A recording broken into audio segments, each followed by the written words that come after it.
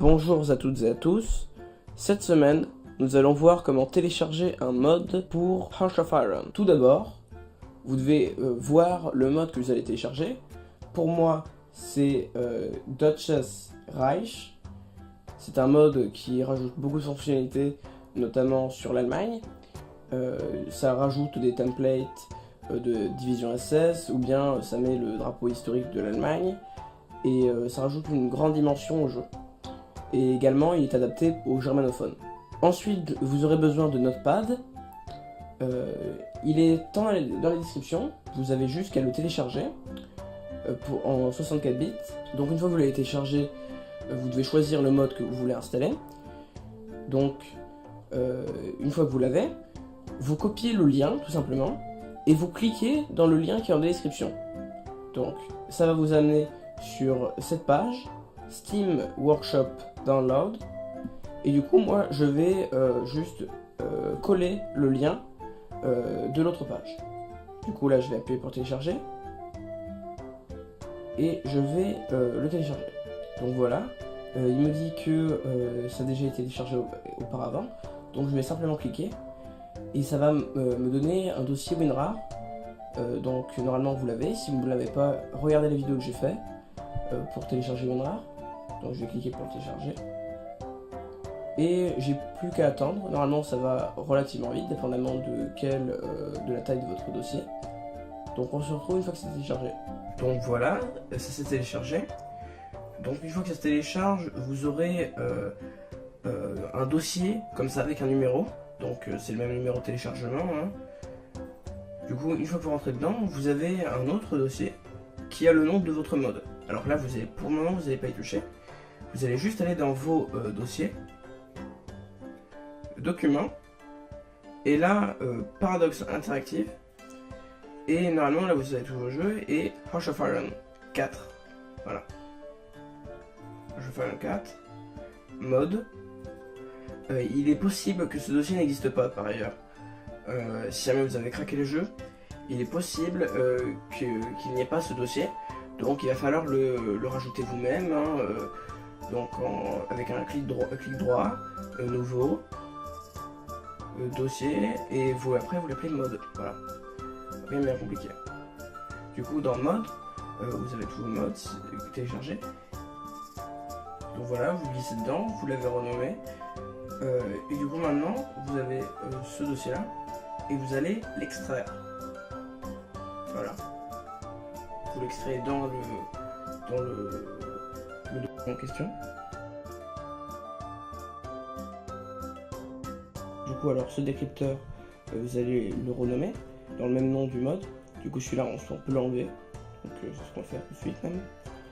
Et c'est là où la partie un peu plus spéciale, où vous devez faire assez attention. Du coup là vous allez l'éditer avec Notepad.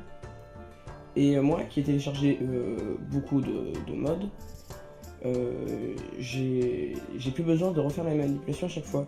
Mais vous, ici, dans Archives, vous allez avoir le nom du mode avec un point zip, et Archives entre guillemets, nom du mode, point zip. Alors vous, c'est pas du tout ce que vous voulez. Vous voulez avoir patch, égal mode, enfin voilà.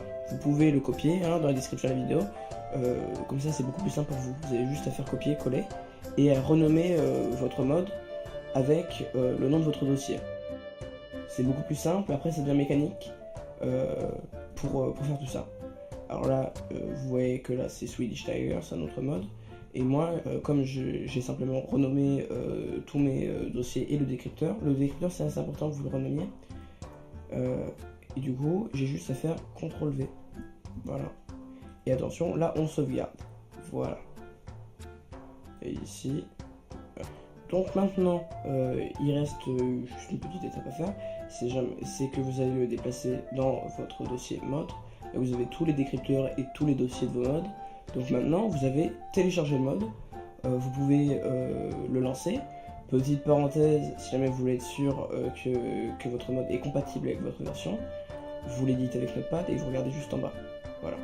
Et que si jamais, quand vous le testez, il est effectivement compatible avec votre version, Par exemple, c'est le cas de Swedish Tiger ou c'est pas le cas de The Great War, mais en tout cas c'était le cas de Swedish Tiger. Eh bien, j'ai simplement changé parce qu'il était adapté à la version 1.5.2 et j'ai simplement changé pour le mettre en 1.4. Donc voilà, on va tester le mode pour voir s'il marche.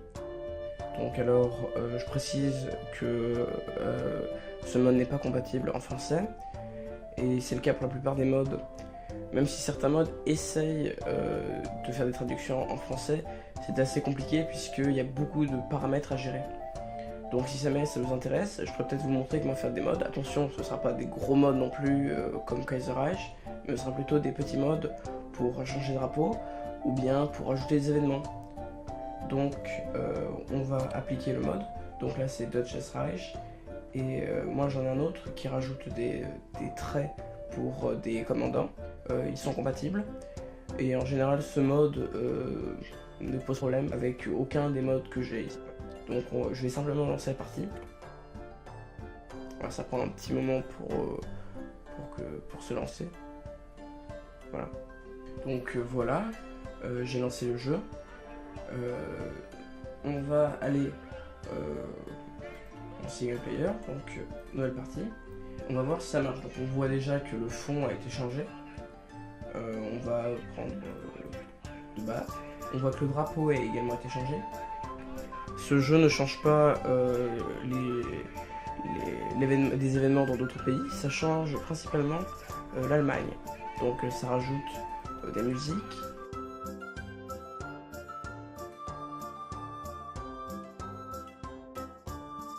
On va simplement lancer le jeu. On va lancer une partie.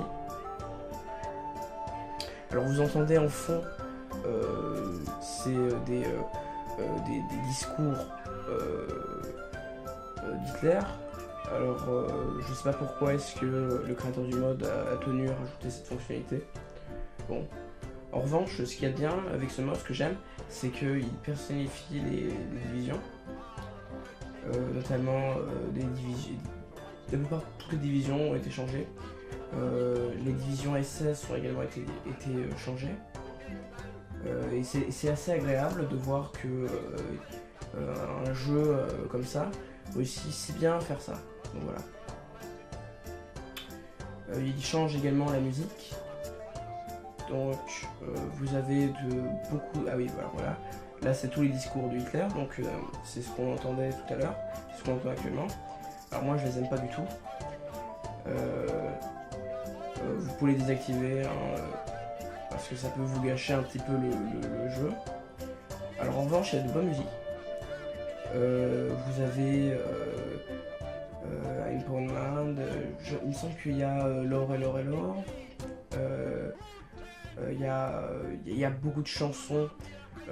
Ah oui, par exemple de division Panzer d'African Corps. Donc c'est un mode assez intéressant qui rajoute plus le domaine historique que le domaine de fun ou autre. C'est vraiment plus sur l'historique que ce jeu se focalise. Donc voilà.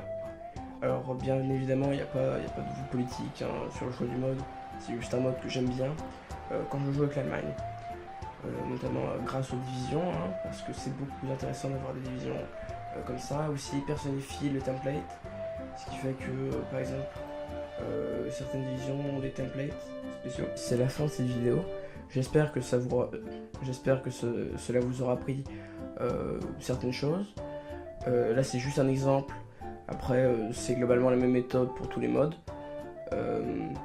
En revanche, si jamais vous trouvez que ce sera intéressant de savoir comment faire soi-même ses propres modes, vous pouvez simplement me dire en commentaire et je vous montrerai tout simplement comment faire. Merci beaucoup, c'était Willyman, au revoir.